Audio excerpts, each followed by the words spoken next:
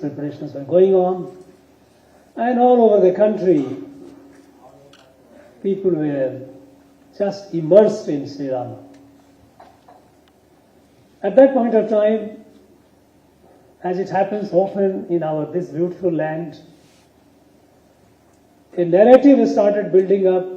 See, Rama is not known. Rama is a North Indian god. He is not here. People in Tamil Nadu don't know Rama. Though we know that Sri Rama is everywhere, I mean, there is hardly a place in Tamil Nadu where we don't have his footprints. And he lives in the heart and mind of every person, not only all the Indians, including people from Tamil Nadu. At that point of time, I called D.K. Hari and said, as I always, even in the past, I have backed upon him. I said, look, this is all narrative going on the social media. Our young people have been deprived of actually our cultural heritage, our spiritual heritage. Is a kind of a fabricated social engineering has been going on to create a different identity by doing a cultural genocide. If I put the word, which is not too strong, but this is a reality, that they try to eliminate all that and try to create as if we have nothing to do with the rest of the country and the past is to be erased. So at that point of time, I said, look, can you give us some material? He says, yes, promptly. And while the final book is being released, an elementary version of it, he produced it before Pran Pratishtha, within a short time. That was a remarkable job that they did. Yeah. You know, here, for the last 3 years that I am here in this beautiful state,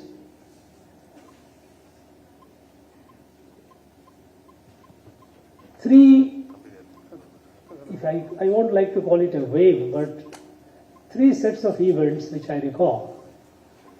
One was when Ponniyin Selvan Part 1 film was released, and the Cholas were being talked about as a common discourse.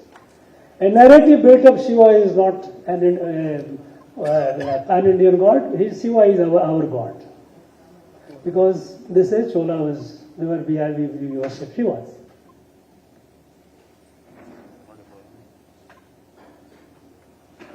It happened in September 2022 that the film was released, and within a short time, Kashi Tamil Sangamam happened. And we found such a large number of people who applied online to visit. It became so difficult for those who were managing it. They had difficult time apologizing. People, sorry, we cannot accommodate you during this time. It was not possible. So many, overwhelming number of people, they wanted to visit. Because we know that Shiva and Kashi, again, we know that is abode, principal abode of Shiva. And Kashi is all over our Tamil Nadu. I don't have to narrate it. At that point of time, I had approached D.K. Hari and Hema Hari, and they produced a wonderful book of a similar size on Kashi Tamil Sangamam, on that, Kashi Tamil Connect. And that book became a hit. First we thought that we will be giving people, passengers will be giving them so that on the traveling they would be able to read. But demands have started pouring up more and more. Second was when this happened, when Sri Ram Pran Pratishtha was to be done. Again, Rama is not our God, Rama is the God of North Indians. At that point again, D.K. Hari and Hema Hari got together and brought material. Of course, the third one on which he has not yet produced, but he has produced in many ways, many other works, is people have started attacking straightway Sanatan Dharma, Sanatan, anti-Sanatan. Sanatan is like virus, Sanatan is like dengue, malaria, and all those things have started. But something happened and suddenly they became quiet. No more talk about anti-Sanatan. So, with Kashi Tamil Sangamam, Kashi, people know one. In fact, it so happened that after such overwhelming response of the people who visited Kashi and came back, here also people decided, took a decision that we will also send certain number of people every year to Kashi. So, one after another, after Asher, the Shiva, Rama, Sanatan, all these things, by and large things are falling around and reality is emerging. You know, Sri Rama, you know, if you travel over the country, not necessarily by flight, but you travel and spend time with the people, there is not an inch of this country where Sri Rama is not present.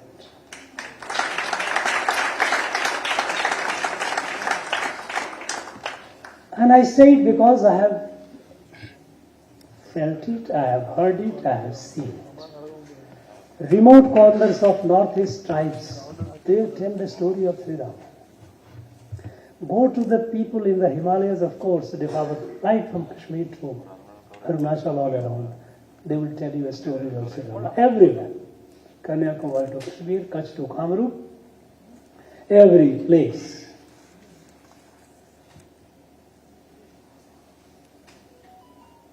He is one who is present all over. And even while in the most of the northern part of our country, when during invasions before, all the temples were destroyed and all,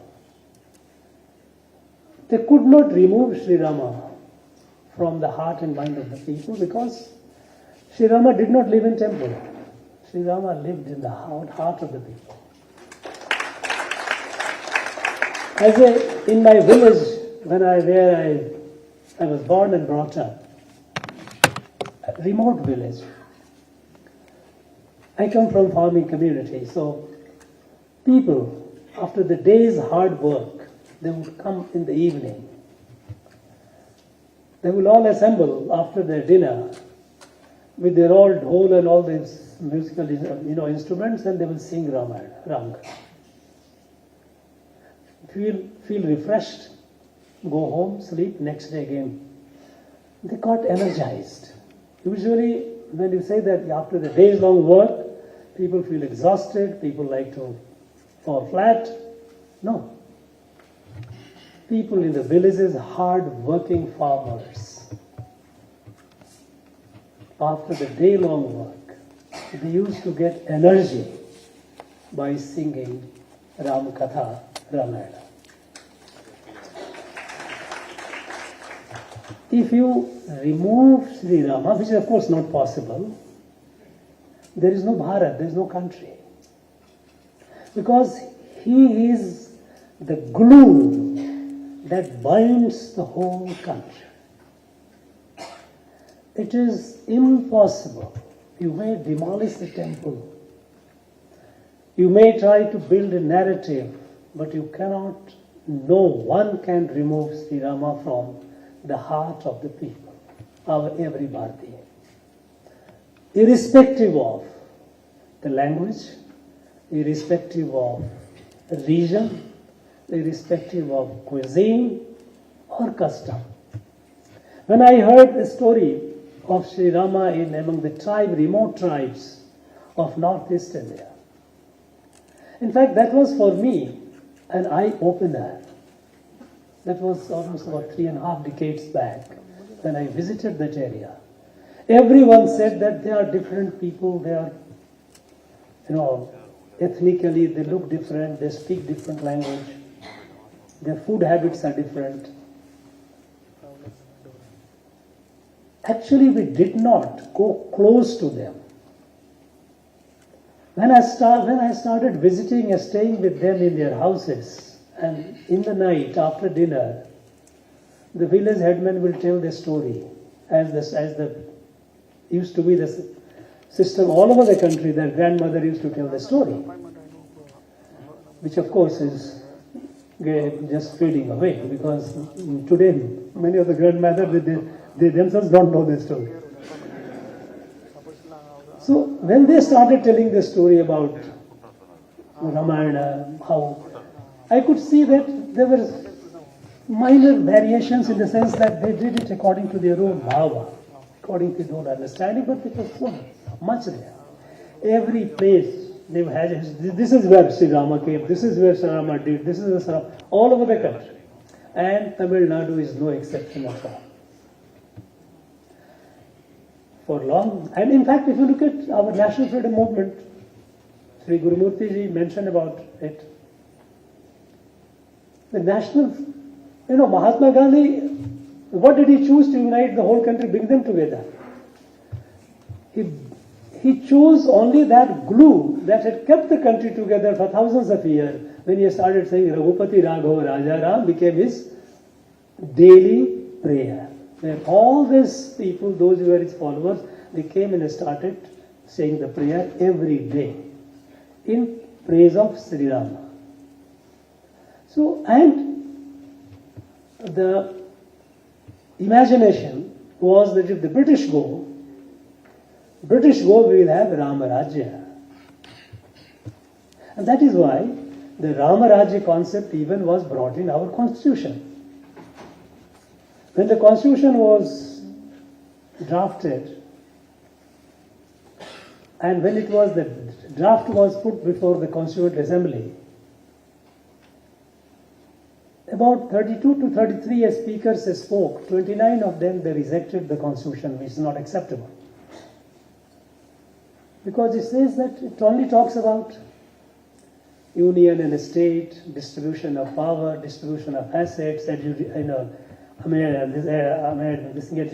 of conflict, and fundamental rights and all. Where is Bharat in it? Where is Bharat? It is space neutral. And by the way, in the original constitution, there was no word called secularism, because it was debated. One member, nobody even thought of mentioning it. But one member wanted to he raised the point, do we need to? And then the entire house said that no, because secularism is an European concept born out of conflict, the fight between the church and the state. It is born out of the hostility between the ruler of the state and the church. And so they had to be separated. Bharat has been a dharmic country all through the ages. Minus Dharma, Bharat cannot exist. The very idea of Bharat does not exist minus Dharma. And since Sanatana Dharma talks about all-inclusive, even if you don't believe in it, even Gnostics are there. They are also part of Sanatana. Not necessarily Astic. Nirakari, Sakari, those who are Nirgun, I don't want, without form, formless, with form. All variations are there, believer, non-believer, everyone is included. Because there is no concept of other. This is the only dharma which does not recognize a concept of other. And this, establishing the Rama Rajya, it was the constitution when it was not accepted. Then at that point of time, it was said, look, time is short. we cannot keep, what do we do now, how to? And then Nandalal Bose, the famous artist of Shantiniketan and others were commissioned, his team, and they started bringing out the civilizational evolution of Bharat and brought it in the constitution. And one of the first, in fact the citizenship chapter of constitution, it begins with a painting of Gurukula, Vedic Gurukula, where the Rishi is teaching, the students are learning, cows grazing. This is how. As part of fundamental right, Rama came, because they find Rama, Lakshmana, Sita, they have been brought coming from Sri Lanka for establishing Ramarajya. And the idea was that now we are going to establish Ramarajya. So Sri Rama was brought in the constitution through the painting. So this country cannot be, Bharat cannot be conceived of minus Sri Rama. It's not possible. Now, over the time period, unfortunately after independence, we lost direction and we ignored our inherent strength. Inherent strength of Bharat is our cultural spirituality, our dharma and dharmic way of life, which is all inclusive, not only humans but inclusive, plants, animals, everyone. This comprehensive outlook on life that created this beautiful country, Bharat. People, they try to weaken that. Now, we talked about Setu. We know Rameshwaram is there. Rameshwaram, we all know that Rameshwaram for thousands of years did not belong to Setupati or did not belong to the king of Ramnaduram. It belonged to all the Bharatiyas from all over the country. Wherever they were, they had the right to go there. Nobody could say them no, because they thought it was ours. It is not of a local. Similar is the case with all the tirthas. All the tirthas are essentially were the watering holes. They were the institutions which nourished. They nourished the very basic, the core concept of the Dharma, that we are all family, kutumbam, parivar. This concept of family, now you see, some people have started talking about what is India. Some Indians are like Chinese, some are like Africans, some are Arabic. Now people, this is either by design or by default, they all try to deny and in the process weaken the very glue that keeps us together. But they don't realize that for no other reason, not for nothing that it is called Sanatan. It is eternal. It cannot be destroyed.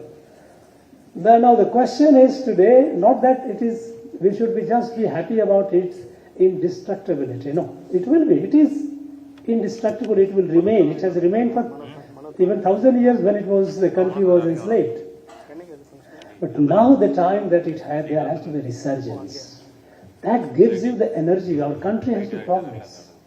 Our country cannot be left behind. Unfortunately, for long it has been pulled down. At the time the British left, our economy was the 6th largest. By the time 2014, the new regime came in Delhi, in center, we dipped down to 11th. We kept becoming poorer, disorganized. Everyone is fighting and fighting for oneself. Separatist movement, all these centrifugal forces became very active.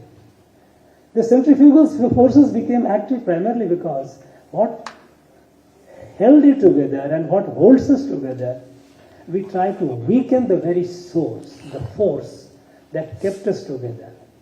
The force that keeps the whole country together is Sri Rama, and he cannot be.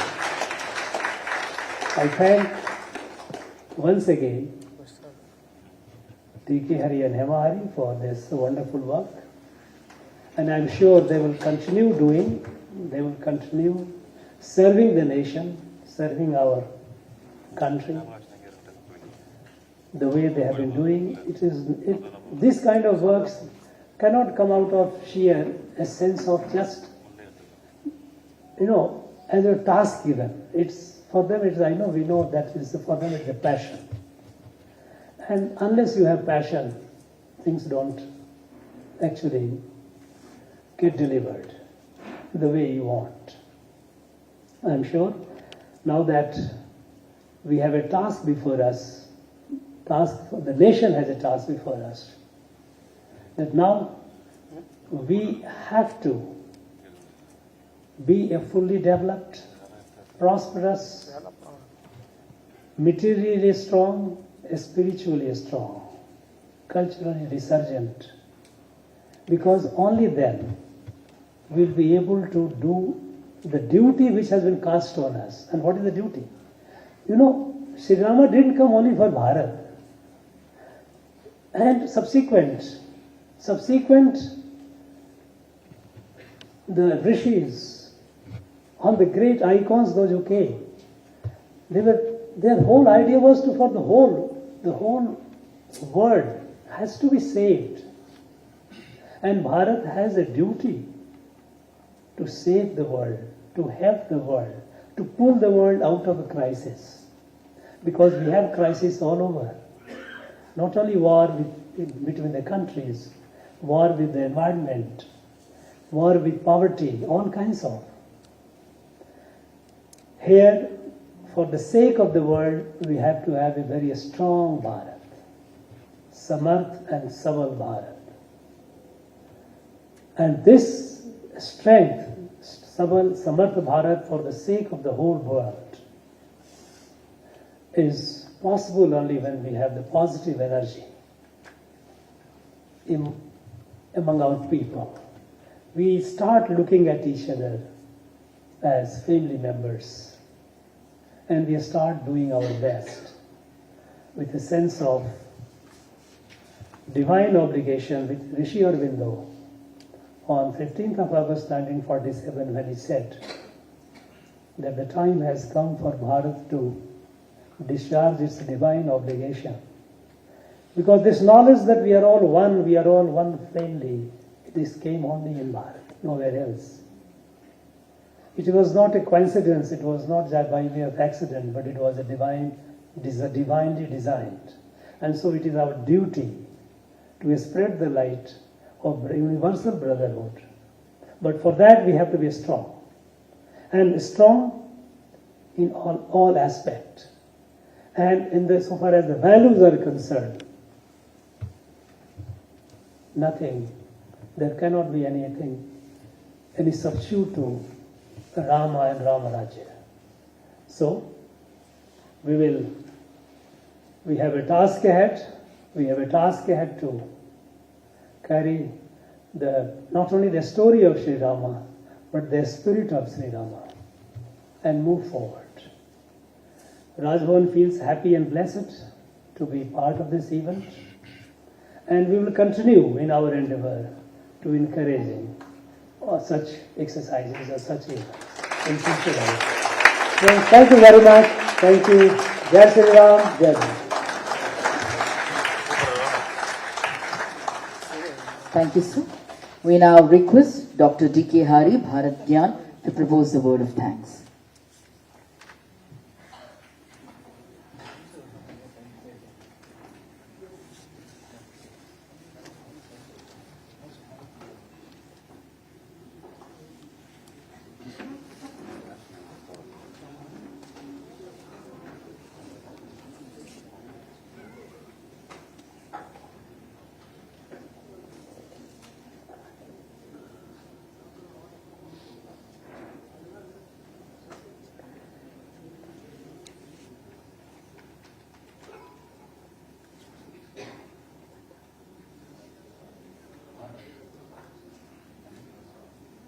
Normally, I just speak extempore, but vote of thanks, I wanted to make sure that I do not miss out on anybody. So, which is why I'm going to be reading it out. And so, first and foremost, on behalf of Bharat Gyan, we would like to thank Honorable Governor R.N. Raviji for offering us this hallowed space in Raj Bhavan for this function today, and for gracing us with this presence, for releasing this book, for his foreword, and for enlightening all of us with his erudite speech, chief guest address. And he has been encouraging us all the while over the last few years and giving us opportunities to bring out these kind of connections, especially from the Tamil Nadu, Tamilagam focus. And we've been steered by his boundless energies and suggestions every time we have brought out these works. Thank you very much, sir. And next we would like to thank Lady Governor for gracing this function, accepting our request to attend today, and also come in the theme color as well. Thank you very much, Madam. She's always been supportive for many of our talks. She has attended all of them and given us words of encouragement. Thank you. And finally, I'm sure all of us have been amazed by Dr. Handeji's energy, memory, coherence of connecting incidents and the words that he has chosen. No wonder it is people like him who could really do justice to translate Kambara.